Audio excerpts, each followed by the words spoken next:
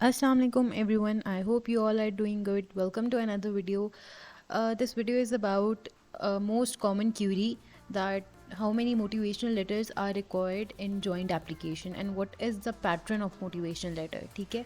So before moving towards video, if you guys haven't subscribed and liked my channel, do subscribe and like and stay tuned for more videos. Let's move towards video. Starting from the most common question, that how many motivational letters are required in single joint application, जो कि आपकी जिसके through आप up to 6 programmes में apply कर सकते हैं. देखिए, इसका बहुत बेसिक और बहुत छोटा सा सिंपल सा आंसर है कि ये आपके कोर्सेज पे डिपेंड करता है. कैसे? अगर आप जिन 6 प्रोग्राम्स में अप्लाई कर रहे हैं वो सेम है तो एक ही मोटिवेशनल लेटर भी काम करेगा. अगर तो वो प्रोग्राम्स 6 डिफरेंट प्रोग्राम्स हैं तो आपको 6 डिफरेंट एलओएम्स बनाने पड़ेंगे. Keep this thing in mind.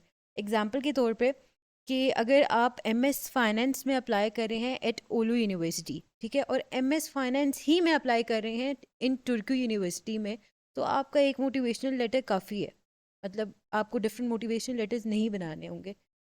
अगर आप एमएस फाइनेंस में अप्लाई कर रहे हैं ओलू यूनिवर्सिटी में, और अगर आप बिजनेस एनालिटिक्स में अप्लाई कर रहे हैं तुर्कू में, तो आपको 2 डिफरेंट मोटिवेशनल लेटर्स चाहिए होंगे. क्यों?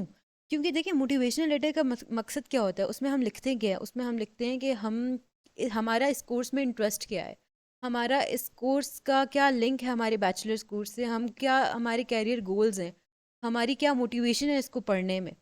तो आप एमएस फाइनेंस का ही बिजनेस एनालिटिक्स में तो डाल नहीं सकते.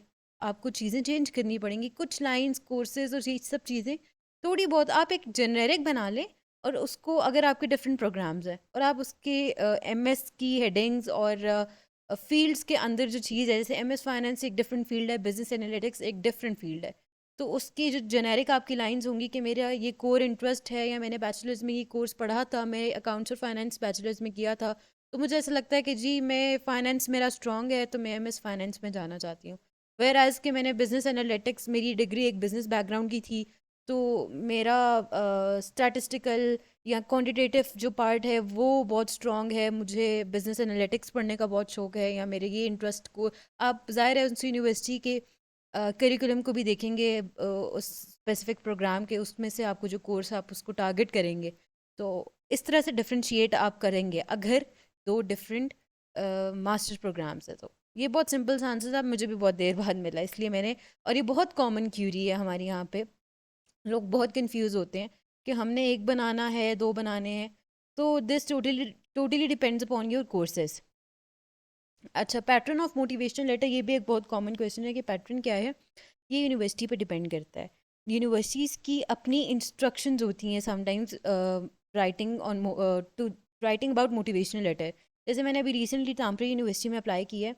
उनका जब एप्लीकेशन ओपन करते हैं तो वहाँ पे एक लिंक दिया हुआ होता है, ठीक है, उस लिंक पे क्लिक करते हैं तो ये सारी इंस्ट्रक्शंस उन्होंने दी हुई है.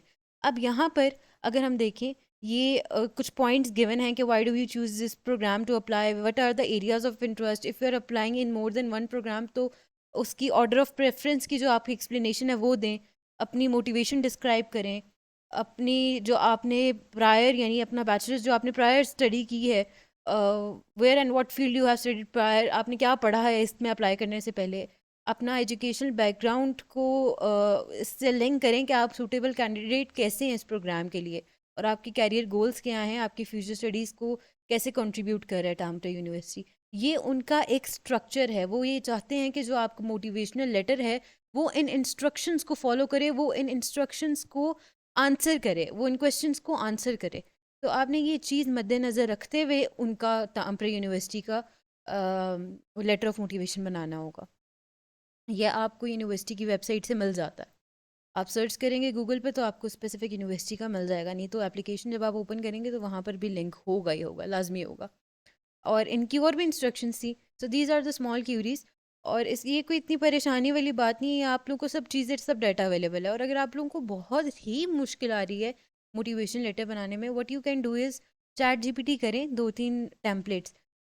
चैट जीपीटी से कॉपी पेस्ट नहीं करना आपने, आप उनके सेंटेंसेस को उठाएं, अमेंड करें, चेंज करें.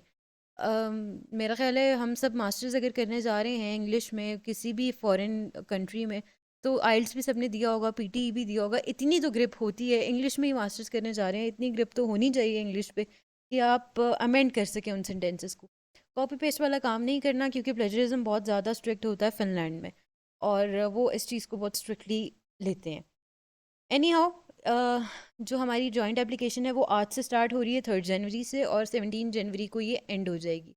If you guys have any query, आप लोग मुझे कमेंट बॉक्स में बता सकते हैं। I will try to answer each of you, and do let me know कि और किस चीज़ पे वीडियो बनानी चाहिए, कि कौन सा ऐसा सवाल है।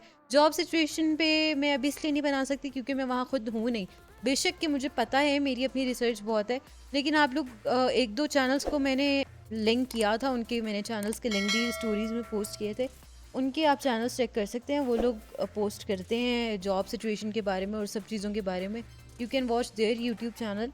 लेकिन मैं क्योंकि एक एप्लीकेंट हूँ, तो जो जो चीज़ें मैंने फेस की हैं, जो मुझे लगता है कि बहुत कॉमनली क्वेश्चन आता है, मैं उसी को टारगेट करने की कोशिश कर रही हूँ।